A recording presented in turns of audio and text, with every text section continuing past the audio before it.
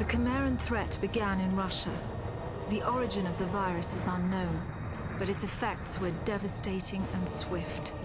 In the 1930s, reports of biological experiments began leaking out of Russia.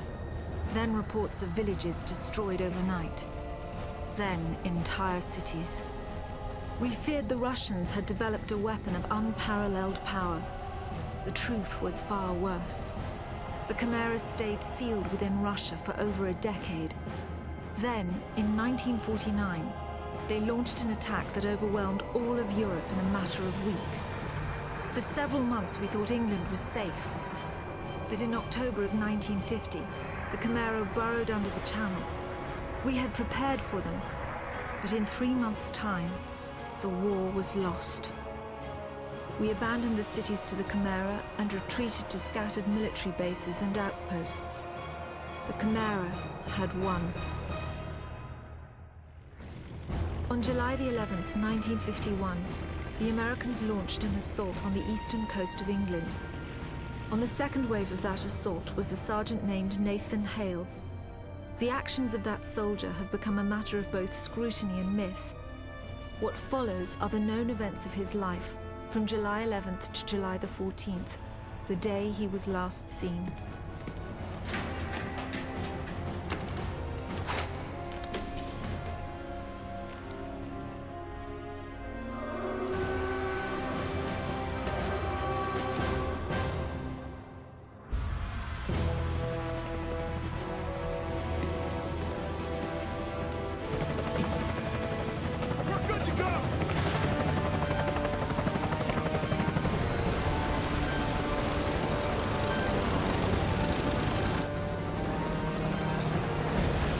Soldiers had no idea what they would soon be facing. The US government had sealed its borders in 1950. Radio waves and newspapers became state property. Only the highest levels of their government knew the truth. The operation was an exchange. The Americans were bringing supplies and tanks into York. We were giving them our one secret weapon, something we could offer that they couldn't build themselves. I was the commander of the convoy team that was to meet the US soldiers. We were ambushed in Manchester on the way to the rendezvous. There was no way to warn the Americans. They were on their own in York, fighting an enemy they knew nothing about. We never learnt exactly what happened there. All we know is that Nathan Hale was the sole survivor. Go! Go! Go!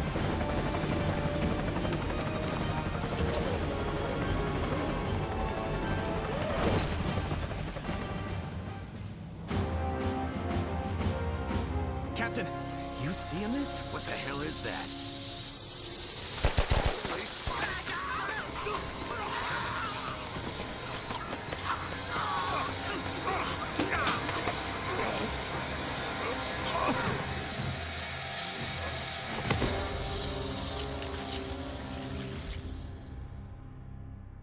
No one knows exactly how Hale was infected by the Chimeran virus. Our only clue is a journal entry recovered from the body of a US medic. It says that he encountered a number of comatose soldiers in a dry creek bed. One of the soldiers, a sergeant, suddenly woke up. Unlike the other soldiers, his body had no wounds at all. The sergeant refused any kind of medical examination, insisting on catching up to the rest of the company. If that sergeant was in fact Nathan Hale, then he remains the only known person to wake up after being infected. Whether the Chimeran virus mutated within him, or whether his body had an innate resistance to it, remains a mystery. The Americans regrouped at an abandoned bus depot in southeast York. Under the command of a Captain Winters, they staged a daring tactical offensive. The Chimera had begun to close in on their position. If the Americans could secure the site, they would have a perfect landing zone, and the battle would tip in their favor. Well fought. We might just hold this little piece of heaven. Tapazzini, bring those tanks in here and scrape out a landing zone. Sir! Incoming!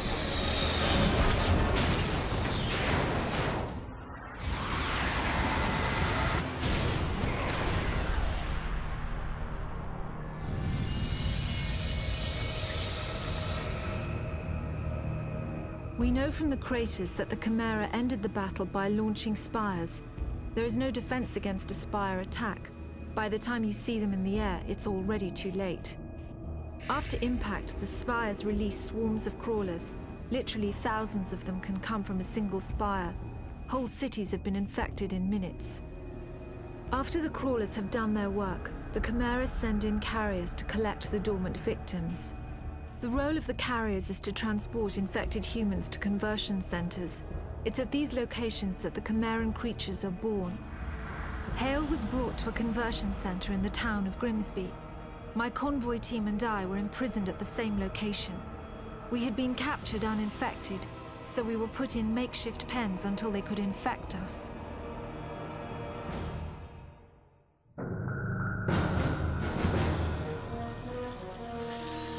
Oi, mate!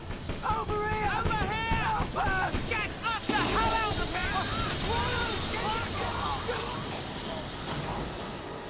Hey! Over here! The console! Shoot the console! Bloody hell! Thanks for that. I'm Parker. Hey, Sergeant Hale, 1st Rangers. An American.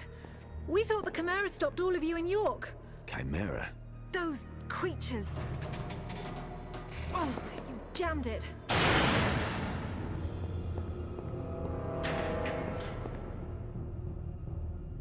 I'm sorry, Hale.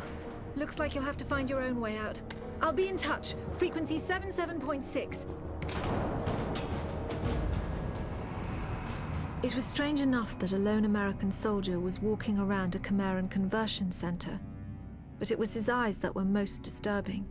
They showed unmistakable Chimeran traits. It was subtle, but it was there. Whoever Nathan Hale was, he wasn't entirely human. The conversion center was built on top of an old fish cannery. Networks of tubes transported the bodies from one stage of conversion to another.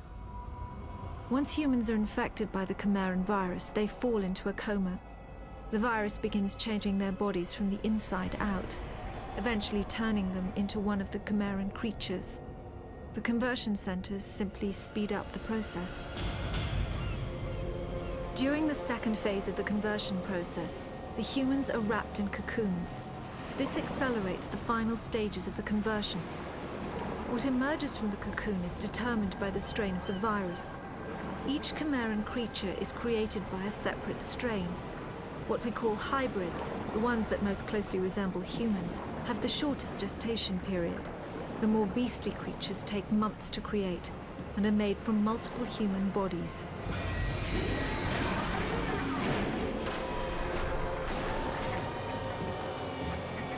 The final stage of the Chimeran conversion process is known as the birthing chamber.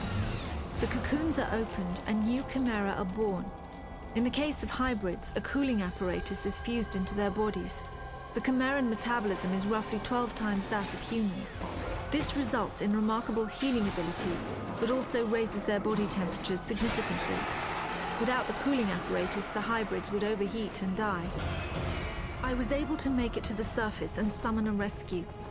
Flying into the Chimeran territory was always dangerous, but we had to risk it. Hale made it out shortly after. I looked for any further signs of conversion. Fever, nervous movement, paranoia. There was nothing. Just the gold-colored eyes. We flew directly to Manchester. Soldiers had been trying to recover the convoy ever since my squad was ambushed. They knew what was in it. They knew it was our last hope for defeating the Chimera. I wanted to take Hale back to Northern Command for debriefing. Maybe he could sense I was suspicious of him. He joined the Manchester squad before I could say a word. The convoy was stranded on the west side of Manchester. The site was guarded by Stalkers, so the only route in was on foot. A radio message from Hale's squad said they were entering Manchester Cathedral. The cathedral was a field hospital during the war. It was abandoned in a hurry and still had some supplies and ammunition. Unfortunately, it was also a breeding ground for some of the lower forms of Chimera.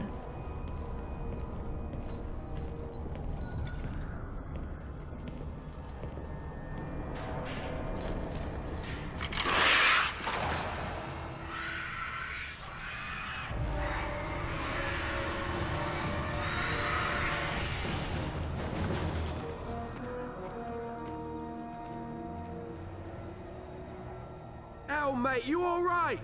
Get in here! Captain Mitchell's squad had located the convoy. Unfortunately, Stalker sightings in the area made immediate recovery impossible. The Stalker is one of the Chimera's most feared weapons. They move quickly and fire anti-aircraft missiles with deadly accuracy. The technology used in the Stalker remains one of the most intriguing and frustrating mysteries of the Chimera. Mitchell had been fighting a losing battle most of the morning, holding out until reinforcements arrived. Meanwhile, the Chimera kept coming. To everyone on the ground, it seemed the convoy was all but lost. Mitchell to command. Site secure. All stalkers down. You've got your convoy. How about getting us a sodding medic? Parker here. We're inbound, Captain. 4 minutes out.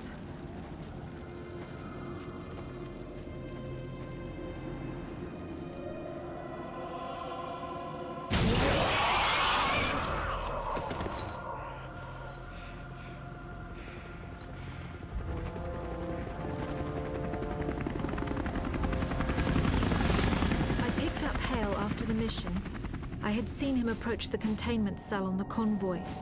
The cell had 14-inch lead walls, but even so, given Hale's condition, I didn't want him anywhere near it. With the Stalkers gone, we were able to airlift the cell back to Northern Command. The exchange with the Americans would have to wait. We were about to execute a very risky offensive operation. The Chimera had been using a network of underground tunnels to attack undetected. The tunnels formed a nexus in Nottingham, and if we sealed them off, we would at least briefly have the upper hand. I was directing the battle from the air when I saw Cartwright's squad had run into heavy resistance.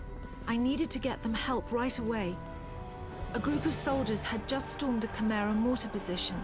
Hale was the only one to make it out. I radioed him to look for a shortcut through an old train tunnel.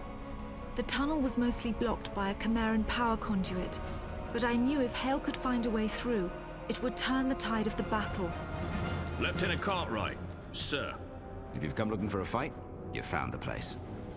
It seems the Chimera are up to something more than just digging tunnels. Say, look here. Who brought the yank? By that time, word had already spread about what Hale did in Manchester. However, Cartwright wasn't the type to be easily impressed, especially by an American. Cartwright's team had found something suspicious. Instead of just making tunnels, the Chimera were digging something out of the ground. At the time, we passed it off as just another Chimeran mystery. Our priority was to seal off the tunnels. The Nottingham operation was a success. I sent the troops back to Southern Command for a well-earned rest. I was taking Hale to the intelligence division at Northern Command for debriefing. I radioed Northern Command on our approach. No response. As we landed, I could already sense the worst. The whole place was deathly silent.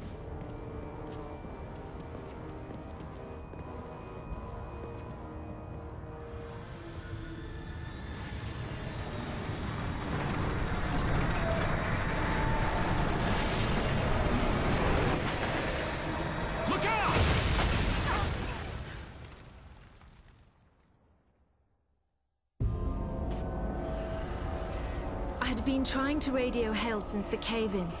I knew how the Chimera had found Northern Command, and more importantly, I knew why. They were after what the convoy had been carrying in Manchester. It had been carefully sealed in a specimen tank in our research lab. We thought it would be unable to call the Chimera from within the tank. We were badly mistaken. There was no way to warn Hale of the danger he was in. If he opened that tank, the result could be disastrous. What was inside would either kill him or control him. I knew Hale would eventually find the map room. Everything we had learnt about the Chimera in the past 2 decades was in there. We had maps of the Chimera invasion spreading through Russia, autopsy records of Chimeran creatures, charts of the death tolls across Europe. These were numbers we didn't even disclose to our own soldiers. There were files that showed the progression of the Chimeran virus in humans. In over 6,000 cases, there were no records of any form of human resistance. There were also detailed schematics of our specimen tank and what was in it. We call them angels. They're the most powerful of all the Chimera. We believe the angels control other forms of Chimera via some form of telepathy. For all I knew, this one was already controlling Hale.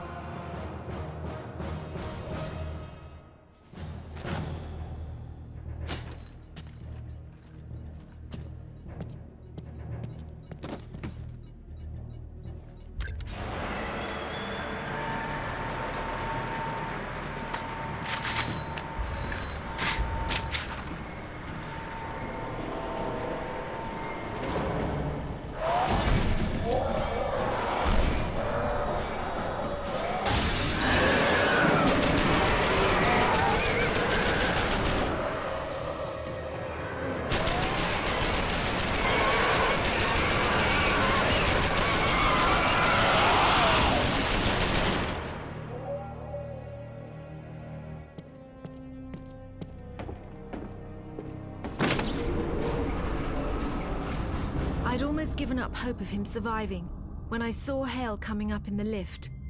I could tell from his face that he had found the angel. There was no point in asking. If he was alive, then the angel was dead. Hale was starting to show more effects of the conversion process. His movements had the unnatural quickness of the hybrids. Judging from the bullet holes in his uniform, he had acquired their healing capabilities as well. We had tracked the Chimera leaving Northern Command to a gorge in Somerset. Cartwright led a squad of soldiers after them. It had been 2 hours since he had reported in. Hale volunteered to go after them. I expected he would locate Cartwright. There was no way I could have imagined what else he would discover in that gorge.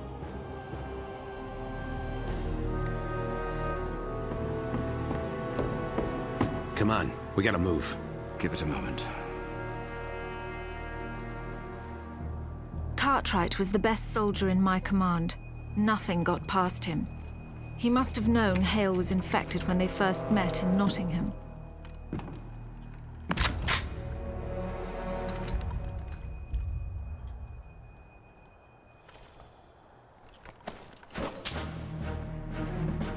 Fortunately, Cartwright never cared too much about the small stuff. The Chimera tend to establish themselves near large population centres. Their presence in a remote region like Somerset was highly unusual. The gorge was filled with factories that built Stalkers and dropships, but we had seen those before. Deeper into the gorge, the Chimera were hiding something far more alarming.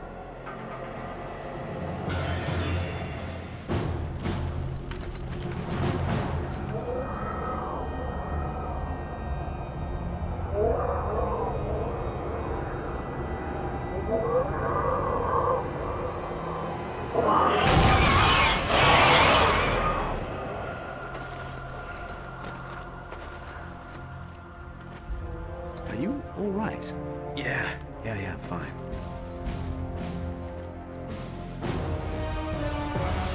Hale and Cartwright had discovered the key to the entire Chimeran strategy. The tower they found had not been constructed, it had been excavated. That single fact changed everything we knew about the Chimera. Leaving Somerset, they must have noticed the power conduits radiating from the tower behind them. We believe this discovery is what inspired Hale's fateful actions later that day. The drive to Southern Command would have taken at least an hour, time enough for the Chimera to launch a strike force.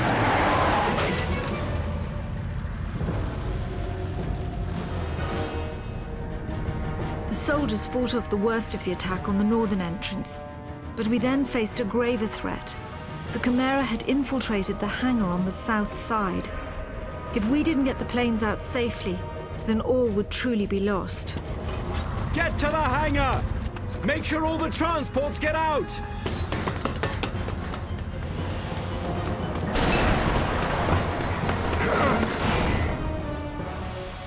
The soldiers were finally able to fight off the Chimera in the hangar. We ferried the survivors up to a rendezvous point in Cardiff, 20 miles west. I stayed at the base to finish loading what supplies we could. Chimera and Goliaths were already approaching Southern Command. A spire attack seemed inevitable.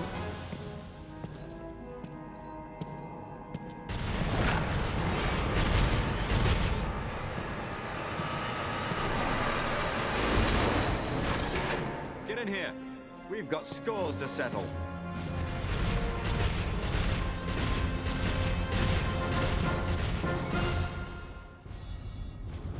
Southern Command was lost. More than half our troops were lost with it. If not for the heroism of Cartwright and Hale, many more would have been killed, myself included. We were flying the survivors to a makeshift camp in Cardiff. Despite my insistence, Hale refused to board the last plane. The last time I saw Hale, he was looking over a map Cartwright had given him. I learnt later that it detailed the known paths of the power conduits. The conduits only run above ground for a short distance before burrowing deep into the Chimeran tunnels. Entering those tunnels is nothing short of suicide. Nevertheless, I believe that is exactly what Hale did.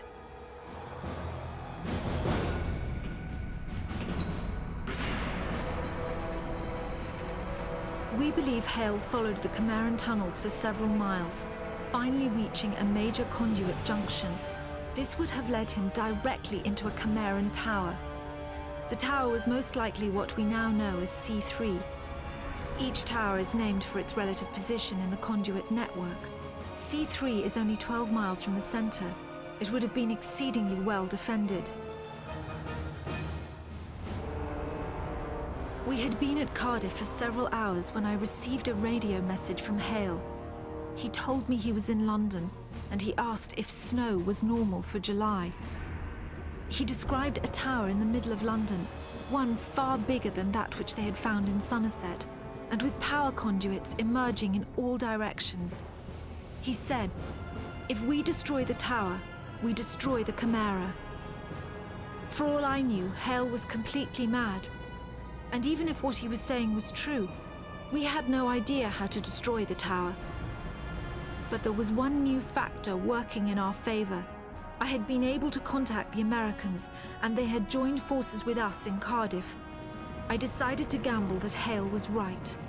I convinced the Americans to help launch a full assault on the tower. We were bringing everything we had to London. I was counting on Hale to clear out a landing zone. If he couldn't take out the Stalkers, the mission would be over before it began.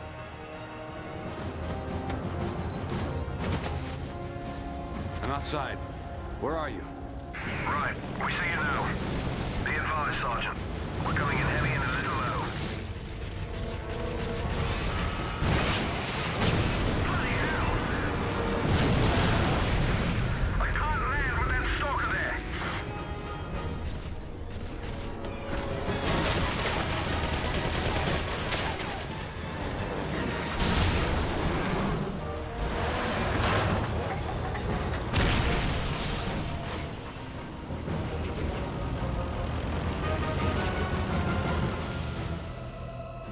Forces arrived in London nearly unscathed. It was hard not to stare in awe at the tower. We had only fled London 6 months earlier, and now it was almost unrecognizable. The whole city was covered in snow.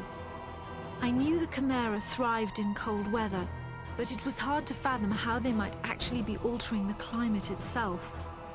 The power conduits, the snow, and the tower had to be related in some way. There was no time to think about it.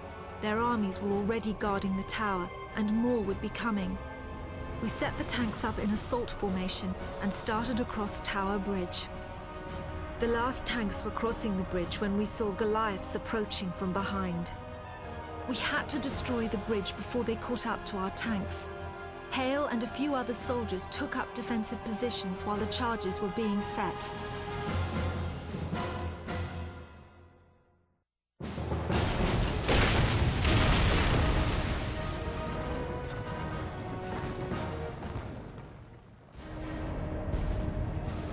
The outlook of the battle was growing bleaker by the second. Our tanks had killed legions of Chimera, but still they poured out of the tower. The Chimeran forces were holding us in check, while their Goliaths closed in on Southwark Bridge. With Tower Bridge destroyed, there was no possibility of retreat. The team I sent to destroy Southwark Bridge was not responding. It would only be a matter of time before we heard the spires in the air.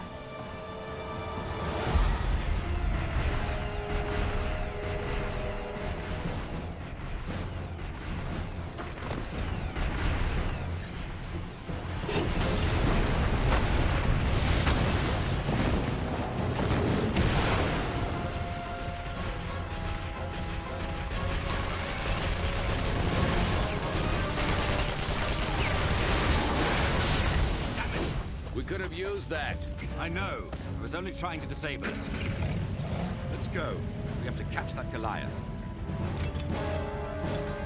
Not bad shooting, I'd say. Considering I was hit and all. You go ahead. I'll cover this entrance.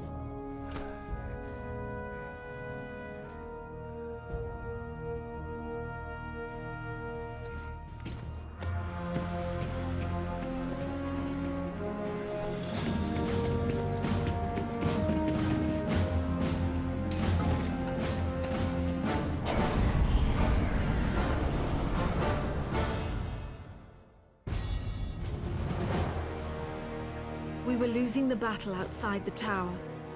The few tanks that remained would soon be overwhelmed by the seemingly infinite hordes of Chimera. Our only hope lay with the few soldiers who had managed to infiltrate the tower. It was up to them to find a way to destroy it from the inside.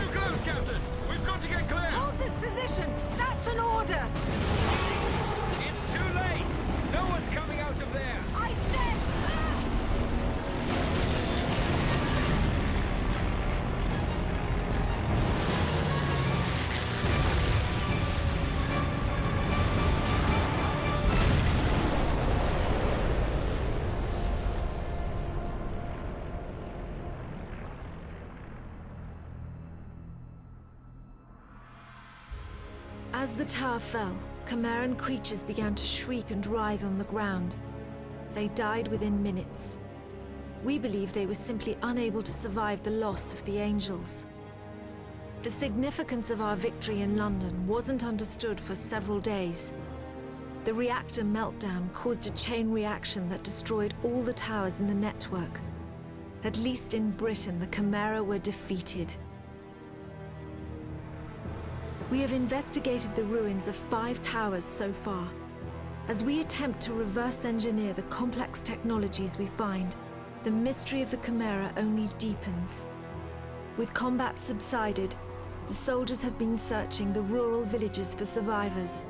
So far, we found 921 hiding in bunkers and basements, 78 of them children. Cartwright's youngest daughter, Angela, was among them. As for Nathan Hale, his body was never recovered. He was presumably incinerated inside the tower. The American military lists him as killed in action, July the 14th, 1951.